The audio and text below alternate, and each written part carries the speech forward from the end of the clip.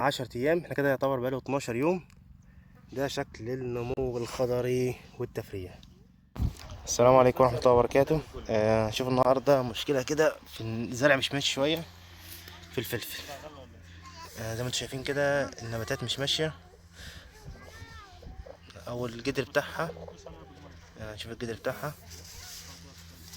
يعتبر لسه دوب طالع من البطن اهو. فعايزين نحرك الجدر شوية عشان طبعا احنا داخلين على موسم ساعة. عايزين نحرك الجدر شوية ونعمل الورق ده يتحرك شوية. طيب احنا هنسحب سحبتين جالاكسي روتس علشان الجذور من تحت تتحرك معانا ويبدأ النبو معانا يشتغل معانا.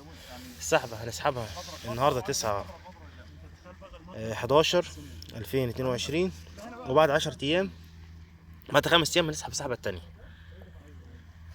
كده هيبقى 10 ايام. بعد 10 ايام هنيجي نبص على الزرع تاني ونصور معاكم ونتابع معاكم نشوف الجلاكسي روتس عمل ايه في حجم الوراق وفي الجذور من تحت. زي ما احنا قلنا الجذور من تحت الضعيفة، زي ما انتم شايفين كده. هنشوف اهو الجذور اهي ضعيفة شوية، فهنشغل الجذور من اسفل النبات عشان يدينا نمو خضري فوق في النبات. دي منطقة سامي سعد تبع استاذ محمد ابو السيد.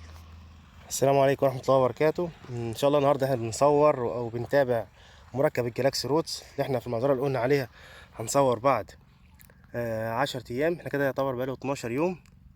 ده شكل النمو الخضري والتفريع. طيب طبعا كان النبات واقف، كان مفيش فيه تفريع خالص. كان حتى الورقة نفسها ما كانتش عريضة.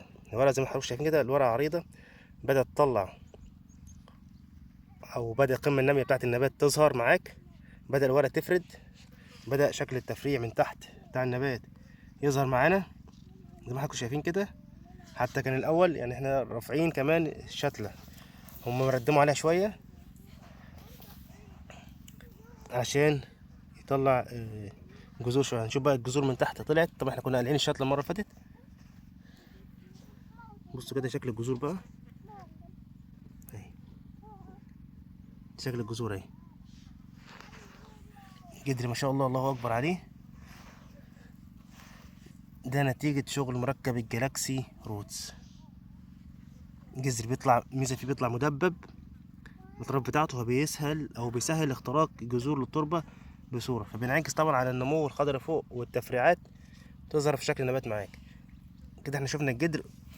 نشوف بقى دلوقتي بقيه الخطوط. زي ما انتم شايفين كده ادي بقيه الخطوط.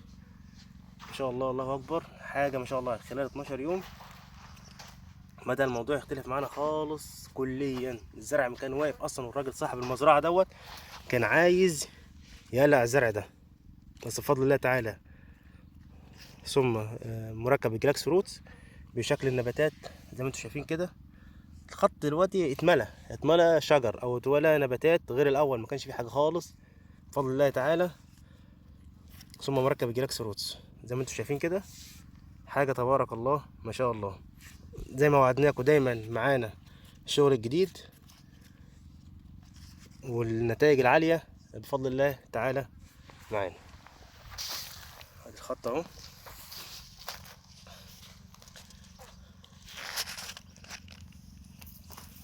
حاجة ما شاء الله.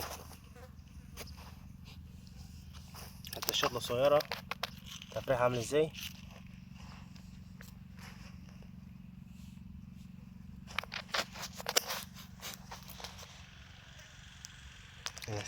السلام عليكم ورحمة الله وبركاته.